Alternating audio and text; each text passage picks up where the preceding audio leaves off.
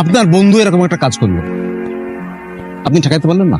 আমি ভাই হয়ে আমার ওই বোনকে একটা ভাদাইম্মার হাতে কিভাবে দিই? আপনি পারতেন, আপনার বোন থাকলে আপনি পারতেন দিতে। আপনাকে একটা সুযোগ দিচ্ছি, 6 মাসের মধ্যে নিজেকে প্রতিষ্ঠিত হয়ে দেখাবেন, বুঝছেন? কোনো সমস্যা নেই, টাকা নাই, ব্যবসা মন্দ চলতেছে। টাকার জন্য আসি নাই, খারাই রয়েছিস কেন? ব্যবসা খারাপ করাইতে। মানে চাচ্ছি আমাকে ব্যবসায় বমু। ডেকোরেটরের ব্যবসা নাকি তোর সাথে যায় না, হঠাৎ নিজ থেকে ব্যবসায় বসতে চাইতেছস? কি চাস তুই?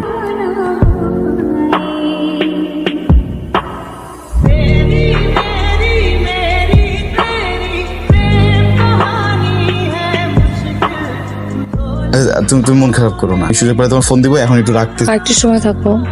আরেকদিন থাকবো। সবকিছু কার জন্য করতেছি? তোমার জন্য না?